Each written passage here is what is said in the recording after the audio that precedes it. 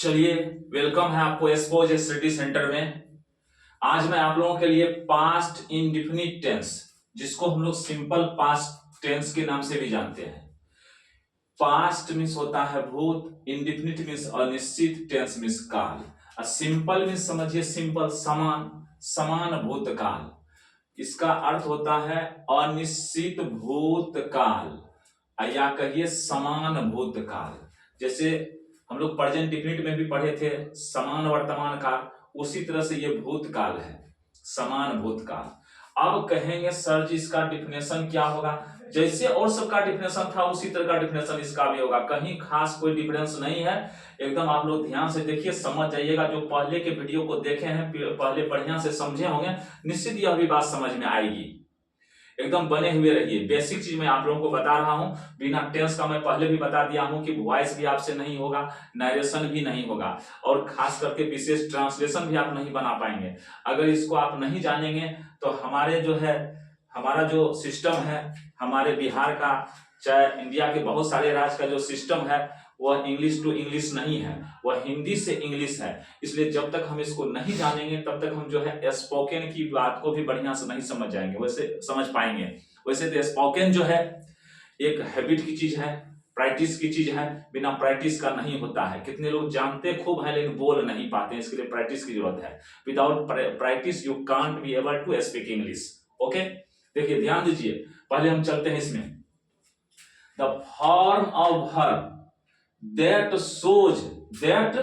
shows जो दर्शाता है, anyone did a work, did हुआ डू का दूसरा रूप, यानी कि वर्ब का दूसरा रूप होता है did मीन्स होता है किया। anyone did a work, कोई आदमी काम किया। तो इसमें देखिए, तो कोई आदमी काम किया ना आता है, डिफिनेशन में ही स्पष्ट है। सबसे पहले सब्जेक्ट होगा, तब वर्ब का दूसरा रूप। डू का भी टू क्या होता है? डिड होता है ना, तो डिड लिखा हुआ है। ए वर्क क्या हो गया? एक तरह से ऑब्जेक्ट हो गया। वैसे हम यहाँ पर लिख सकते थे एनीवन वर्कड भी लिख सकते थे, लेकिन हम एक ऑब्जेक्ट को दर्शाने के लिए हम वर्क को एक ऑब्जेक्ट बना दिए, कर्म बना दिए, इसलिए लिखे हैं एनीवन डिड ए वर्क, या लिखिए एनीवन वर्क, तब वर्क को भी टू बनाना पड़ेगा। वर्क जो है एक तरह से नाउन भी है और साथ साथ जो है वर्ब भी है, दोनों का काम करता है। ठीक है, यहाँ पर एक जो है नाउन की तरह काम किया है। समझ गए ना बात को? तो अब देखिए एनीवन डिड ए वर्क, मतलब कोई आदमी काम किया।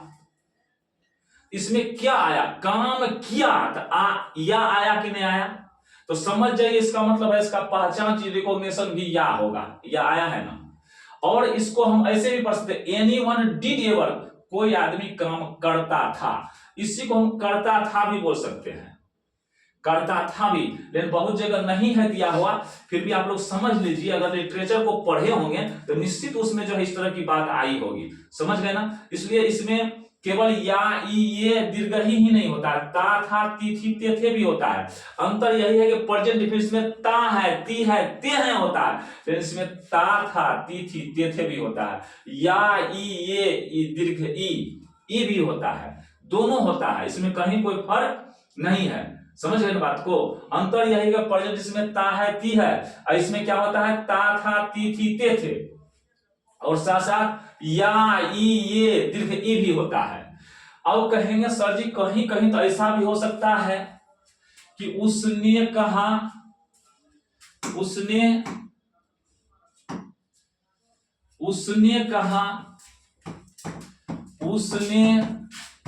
कहा, तो कहेंगे कुछ लोग कि सर जी न या है, न ई है, न ये है, न दीर्घ ही है, इसमें तो आ है। हाँ भाई, अगर आ भी हो तो समझ जाइए पास्ट इंडिफिनिट टेंस ही है, उसमें भी वर्ब का दूसरा रूप लगेगा। वर्ब का दूसरा रूप याद कर लीजिए, वर्ब का दूसरा रूप यहाँ डिफिनेशन से पता चल रहा है, वर्ब का दूसरा रूप लगता है।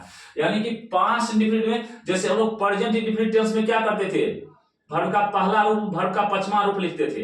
पचमा रूप क्या है? कुछ नहीं है, खाली एस लगाइए, ई एस लगाइए, पचमा रूप हो जाता है। जैसे ईट है तो एस लगा दीजिए, ईट्स हो जाएगा। जैसे गो है तो गो में ओ है, इसलिए ई एस लगा दिए, गोज, पचमा रूप हो जाएगा। उसके झमेला में नहीं पढ़ना, ये पहले हम बता चुके हैं। उसमें पहला रूप होता था, सीधा समझ जाइए, प्रेजेंट इंडिफिनिट में पहला रूप होता था, तो पास्ट इंडिफिनिट जो है क्या है? प्रेजेंट इंडिफिनिट के बाद पास्ट इंडिफिनिट। वैसे प्रेजेंट इंडिफिनिट का 4 ठो बेटा है, तो चारों को हम लोग पढ़ चुके हैं, 4 को संतान है, चारों को पढ़ चुके। तो पास्ट इंडिफिनिट के बाद कौन इंडिफिनिट, सॉरी, प्रेजेंट इंडिफिनिट के बाद कौन indefinite? Past indefinite tense. Present definite tense के बाद पास्ट इंडिफिनिट टेंस होता है। तो समझ जाइए डिफिनिट का दूसरा, इंडिफिनिट का दूसरा चीज है।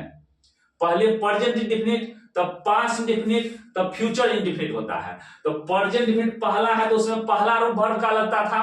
पास्ट इंडिफिनिट टेंस इंडिफिनिट में दूसरा हुआ, इसलिए इसमें वर्ब का दूसरा रूप लगेगा। ऐसे भी तर्क दे करके समझ जाइए बात को, ठीक है। अब देखिए डिफिनेशन क्या है। डिफिनेशन है the form of verb that shows अर्थात क्रिया का वह रूप जो दर्शाता है। सोज मीन्स होता है दर्शाता है। क्या दर्शाता है? That shows anyone did a work, कोई आदमी काम करता था, या कहिए कोई आदमी एक काम किया, या कहिए कोई आदमी एक काम को करता था। एक बोलिए ना बोलिए उससे कोई फर्क न पड़ता है। इन द, देखिए इन द प्रेजेंट टाइम लिखा हुआ है। प्रेजेंट टाइम तो नहीं होगा बाबू, ये तो प्रेजेंट तो होता है वर्तमान काल में ना। इसको काट दीजिए, हटाइए।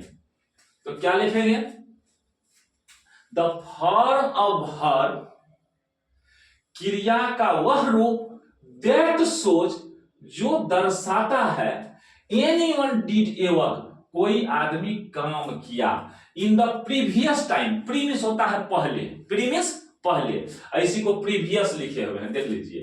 The form of verb that shows anyone did a work, यह मेन सेंटेंस है। समझ जाइए, यह जो है रूट सेंटेंस है, जड़ की बात है, बेसिक सेंटेंस है पूरे टेंस का। यह चीज एकदम जरूरी है, यही पूरा डिफिनेशन को जो है क्लियर कर देता है। क्या कहता है? The form of verb that shows, क्रिया का वह रूप जो दर्शाता है, एनीवन डिड ए वर्क, कोई आदमी काम किया, इन द प्रीवियस टाइम, बीते हुए समय में, पहले वाले समय में। प्रीवियस पहले होता है। कोई आदमी काम किया, कब किया? प्रीवियस टाइम में, अर्थात पहले के समय, वर्तमान से पहले के समय में। तो क्या इसको हम कहेंगे परिभाषा में? क्रिया का वह रूप जो दर्शाता है, कोई व्यक्ति पहले वाले समय में, अर्थात भूत के समय में, भूत वो भूत पर्यंत में समझ जाइएगा, बीते हुए समय में, प्रीवियस में से बीता हुआ समय कहिए, या अभी से पहले का समय कहिए, प्रीवियस पहले के समय में काम को किया, is called past indefinite tense, या कहिए सिंपल पास्ट टेंस। उसी को हम लोग सिंपल पास्ट टेंस कहेंगे। समझ गए? प्रीवियस में होता है पहले का समय। पहले का समय मतलब क्या? बीता हुआ समय। तो फिर से देख लीजिए, the form of verb that shows, क्रिया का वह रूप जो दर्शाता है, anyone did a work in the previous time is called past indefinite tense, या कहिए सिंपल पास्ट टेंस। कहने का अर्थ हुआ क्रिया का वह रूप जो दर्शाता है कि बीते हुए समय में, प्रीवियस टाइम में बीते हुए समय में कोई व्यक्ति काम किया, या कहिए कोई व्यक्ति काम करता था, एक ही बात है। Is called past indefinite tense, या कहिए सिंपल पास्ट टेंस। उसी को हम लोग क्या कहते हैं? पास्ट इंडिफिनिट टेंस कहते हैं, या सिंपल पास्ट टेंस कहते हैं। सीधी सी बात है। क्रिया का वह रूप जो दर्शाता है कि बीते हुए समय में कोई व्यक्ति काम किया, उसी को हम लोग कहेंगे, क्रिया के उसी रूप को हम लोग कहेंगे पास्ट इंडिफिनिट टेंस। क्लियर है बात? अब रिकॉग्निशन क्या है? यहां पर क्या आता था? एनीवन डिड ए वर्क, कोई आदमी काम किया, या आया ना, तो या हो जाएगा क्या आपका? रिकॉग्निशन, पहचान हो गया।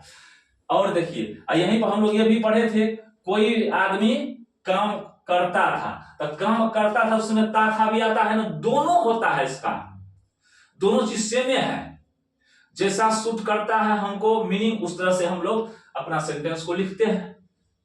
अब देखिए रिकॉग्निशन में या, ई, ये, दीर्घ ही, कहेंगे सर जी दीर्घइयो होता है। हाँ जी, वह पटना गई तो गई में यदीर्घी का लिखिए या दीर्घही लिखिए, कहीं कहीं दीर्घही भी है, दीर्घ ई भी है, तो फिर भी तो वही होगा पास में। वह पटना गई तो जाती नहीं है, जा रही है नहीं, गई इसका मतलब क्या, गई चली गई।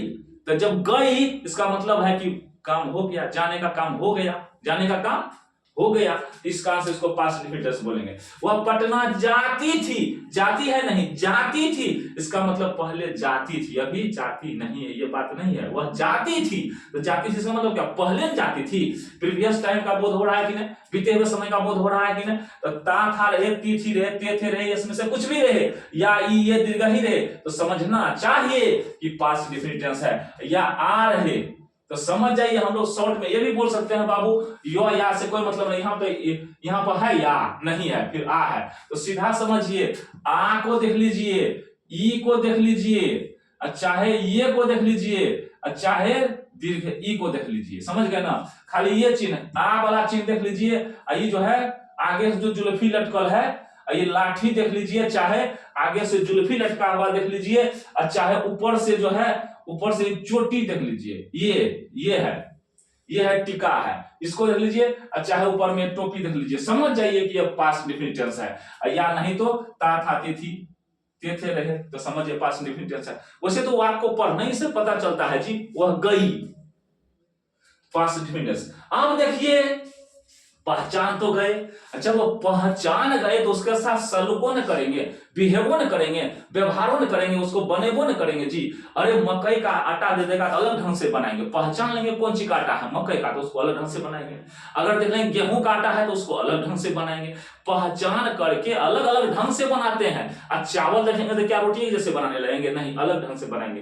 पहले तो पहचानिए, पहचान लीजिए है क्या, और तब उसी मुताबिक उसको बनाना है, उसी मुताबिक बनाना है। पहले पहचानना है, पहचान तो गए, अब पहचान तो आपको पढ़ के भी पहचान जाते हैं, लेकिन फिर भी जो है समान लोगों के लिए कहीं पता नहीं चले तो उसके लिए थोड़ा सा ये जो है ना ऊपर से सिंबल दे दिया गया है। अब वैसे ये कोई बड़ी बात नहीं है। अब चलिए rule to translate, rule to translate का अर्थ होता है अनुवाद के नियम, अनुवाद के नियम। तो हम सब दिन पहले से भी पढ़े हैं, पहले वाले टेंस में, अगर पहले वाले चीज को पढ़े हैं तो इसमें कोई दिक्कत, कहीं पर कोई प्रॉब्लम नहीं होगा, समझ जाइए। एट फर्स्ट सबसे पहले सब्जेक्ट को लिखना है, सब्जेक्ट मींस कर्ता होता है, देन मींस तब क्या लिखेंगे, सेकेंड फॉर्म ऑफ वर्ब, क्रिया का दूसरा रूप, क्रिया का दूसरा रूप लिखेंगे। अब देखिए आफ्टर इट, इसके बाद, object are written in the end, और अंत में इसके बाद ऑब्जेक्ट को लिखा जाता है। कितनी बात हुई, एगो सब्जेक्ट लिख दीजिए, एगो सेकेंड फॉर्म अर्थात वर्ब का दूसरा रूप लिख दीजिए, और उसके बाद ऑब्जेक्ट लिख दीजिए, बस तीन तो बात है बाबू। मेन बात इसका मेन फैक्ट है पास्ट इंडेफिनिट टेंस का कि वर्ब का दूसरा रूप लिखना है, वर्ब का दूसरा रूप लिखना है, यही मेन चीज है इस टेंस का। वर्ब का दूसरा रूप को याद रखिए, काम चल जाएगा आपका। वर्ब का दूसरा रूप, वर्ब का दूसरा रूप, क्रिया का दूसरा, लेकिन याद कीजिए डेली। सुनिए, जैसे हम लोग पैसा जो है ना डेली 10-10 टका जमा करेंगे तो महीना में 300 हो जाएगा ना, उसी तरह से कम 10 वर्ड को डेली याद कीजिए, V1 V2 V3 को, इसके बाद ये याद हो जाता है, और दूसरा को याद कीजिए। सोच लीजिए कि 10-10 रुपया डेली जमा कर रहे हैं, महीना में 300 टका जमा करना है, समझ गए ना। अगर ऐसा नहीं करेंगे, आपको जुनून नहीं है, जज्बा नहीं है, तो अंग्रेजी नहीं सीख पाएंगे। इसलिए सीखने के लिए कम से कम वर्ड स्टॉक चाहिए। कहेंगे सर जी हिंदी, अरे हिंदी से तो बचपने से तो मम्मी पढ़ाई है, कहो नुनू यह चावल, कहो नुनू गेहूं, कहो नुनू मकान, कहो नुनू पापा, कहो नुनू दादा, वो तो बचपने से जब जन्म लिए 6 महीना 7 महीना 8 महीना 10 महीना का हो गया तभी से मम्मी सिखाने लगी, ये तो अभी ना आप सीखने आए हैं। तो उसी तरह से समझिए ना, उस समय बच्चा थे तो एक वर्ड को सीखने में 2 दिन 3 दिन लगता था। कहता पापा कहो तो बच्चा कहता पा, कहता दादा को दादा भी पूरा नहीं बोल पाता था, कितना कठिन से सीख लिया। लेकिन उसी से आप कोशिश कीजिए, आप तो बड़े हो गए हो, आप कम से कम 10 वर्ड कर सकते हो डेली, आपकी क्षमता ज्यादा है। बच्चा जो है कम से कम 2 वर्ड 1 वर्ड सीखने में कई दिन लगा जाता था, फिर भी सीख लिया ना, किस तरह से हिंदी बढ़िया से बोल लेता है, जैसे भी हो फ्रेंकली बोलता है। उसी तरह से आप भी अगर प्रयास करेंगे 10-10 वर्ड को डेली कीजिए कम से कम, निश्चित आप जो है आप भी सीख जाएंगे। अगर ऐसा नहीं करेंगे, मेरी बात नहीं मानेंगे, तब फिर पढ़ने से क्या फायदा है। मैं भी तो आपके लिए ही काम कर रहा हूं ना, जो सजेशन देता हूं कम से कम कीजिए। देखिए सबसे पहले समझ गए ना, सब्जेक्ट लिखना है, तब सेकंड फॉर्म ऑफ वर्ब क्रिया का दूसरा रूप लिखना है, तब क्या ऑब्जेक्ट लिखना है। चलिए आगे देखते हैं, इसी का हम स्ट्रक्चर लिखे हैं, देख लीजिए बढ़िया से। देखिए SV2O, SV2O कहने का अर्थ है सबसे पहले सब्जेक्ट, S से सब्जेक्ट, V से वर्ब, O से ऑब्जेक्ट, इसका मतलब कर्ता को, तब क्रिया का दूसरा रूप, तब कर्म को लिखिए। हो गया, इस तरह से लिखिए। अब देखिए कितना आसान है यह, वह मुझको बुलाया, वह मुझको बुलाया, या आ गया। पहचान बताए थे ना, या है, पहले हम लोग पढ़े थे रिकॉग्निशन में, पहचान चिन्ह में क्या था। अब देखिए वह का अंग्रेजी ही होता है। अब क्या वर्ब का दूसरा रूप लिखना है, वर्ब का दूसरा रूप लिखना है। चलिए वर्ब का दूसरा रूप लिखते हैं। वर्ब का दूसरा रूप क्या होगा, यहाँ पर बुलाना है, तो बुलाना का इंग्लिश क्या होता है, कॉल। तो या है ना लगा हुआ जी, या जब लगा हुआ है तो समझ जाइए, ये हिंदी में भी समझ जाइए वर्ब का दूसरा रूप है, क्रिया का दूसरा रूप है। तो अंग्रेजियों में कॉल, बुलाना का कॉल होता है, कॉल का दूसरा रूप क्या होगा, कॉल्ड होगा। ईडी लगा दिए तो कॉल्ड हो गया, समझ गए ना। मेन वर्ब है कॉल, कॉल में ईडी लगा दिए V2 हो गया, क्या बन गया, V2 बन गया। और उसके बाद मुझको है तो मुझको अंग्रेजी मी, फिर उस यहाँ पाइए वह मुझको बुलाता था, तो क्या बुलाता था या बुलाया, सेम जैसे देखिए इसका अंग्रेजी लिखे हैं उसी तरह से यहाँ भी है, यहाँ है ही कॉल्ड मी, तो यहाँ भी लिखे ही कॉल्ड मी, सेम ही होगा, बुलाया लिखिए या बुलाता था लिखिए, सेम ही बात है, कहीं डिफरेंस नहीं है। ये लिटरेचर जब हम पढ़ेंगे तो तब समझ में बात आएगी। हो सकता है आपके ग्रामर में कहीं नहीं दिया हो, अलग बात है, लेकिन लिटरेचर पढ़ने से ये बात का पता चल जाता है। इसलिए हम उस बात को भी ले लिए हैं, कहीं आप फेल नहीं करें, कहीं आपको जो है कंफ्यूजन नहीं हो जाए, इसलिए इसको भी हमने ले लिया है, ठीक है। ही कॉल्ड मी, उस वह मुझको बुलाया, यहाँ देखिए वह मुझको बुलाता था, सेम ट्रांसलेशन है, वह का अंग्रेजी ही। अब बुलाता था, जहां पर ता था आ जाए तो समझिए बुलाना का इंग्लिश बुला है ना लिखा हुआ जी, तो बुलाना के इंग्लिश कॉल होता है, कॉल में भी क्या करेंगे, V2 लगाएंगे, जैसे यहाँ लगाए थे, समझ गए। अच्छा अब देखिए 3 गो सेंटेंस है, वह मुझको बुलाई, टोपी वाला भी हम लिखे थे ना, वहां लिखे थे ना पहले चिन्ह में, तो बुलाई, अच्छा ऐसे लिखिए बुलाई, अच्छा है ऐसे लिखिए बुलाई, कोई फर्क नहीं है। अब देखिए इन दोनों में थोड़ा सा जो है ना हिंदी के हिसाब से कुछ ना कुछ है बात रहस, लेकिन हम वहां पर नहीं जाएंगे अभी, उधर जो हम जाएंगे तो फंसिए जाएंगे उसी चीज में, तो फिर हम इसको बता पाएंगे, नहीं बता पाएंगे। चलिए या लिखिए, वह मुझको बुलाती थी, बुलाती थी, बुलाई, बुलाई, या उसने मुझको बुलाई, सब बात एक के है, सब तीनों का ट्रांसलेशन इसका इसका इसका एक के होगा। देखिए वह का इंग्लिश क्या होता है, सी। अब बुलाना ई है लगा हुआ, चाहे तिथि लगा हुआ है, सब इसका तिथि लगा रहे कि ई लगा रहे कि आपको दिल के ई लगा रहे, सब में इसका मतलब है, ये सब देख करके समझ जाइए कि वर्ब का दूसरा रूप ही होगा। बुलाना का इंग्लिश कॉल होता है, कॉल का दूसरा रूप क्या होगा, कॉल्ड हो गया, समझ गए। अब उसके बाद मुझको है तो मुझको इंग्लिश मी होगा, कहेगा सर जी उसने मुझको बुलाई, तो उसने का कोई हर नहीं लिख दीजिएगा भाई, हर लिख दीजिएगा तो घर हो जाएगा, मत लिखिए, हर लिखिएगा तो हर हर घर घर हो जाएगा, ऐसा नहीं कीजिएगा, हर नहीं, उसने मुझको बुलाई, करता है भाई, सब्जेक्ट है, उसने मुझको बुलाई मतलब क्या, वह मुझको बुलाई, उसने के जगह पर सेट कीजिए तो उसने मुझको बुलाई, तो क्या लिखेंगे, वह मुझको बुलाई, उसने के जगह पर वह काम करता है ना, इसलिए उसने का अंग्रेजी सी ही होगा, सीए होगा, समझ गए ना।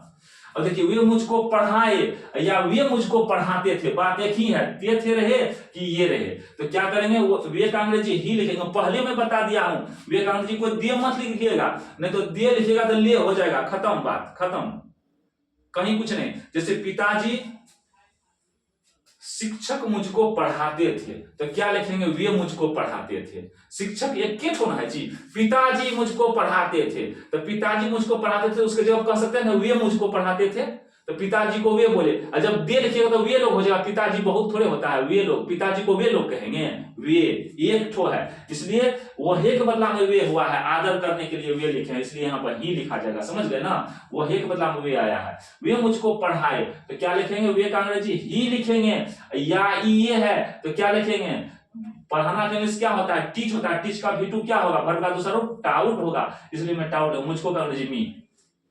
अब आप कहेंगे सर जी और कुछ है, हाँ और कुछ है, देख लीजिए कुछ उदाहरण, और वे लोग मुझको पढ़ाते थे, तो देखिए वे का अंग्रेजी लिखे थे ही, अब वे लोग है तो क्या लिखे हैं, दे लिखे हैं, दे ता था रहे तिथि रहे, तो क्या होगा, यहाँ पर भर का दूसरा रूप ही ना होगा, तो पढ़ाना का क्या होता है, टीच होता है, तो टीच का V2 क्या होगा, टाउट। क्या हो गया, टाउट हो गया।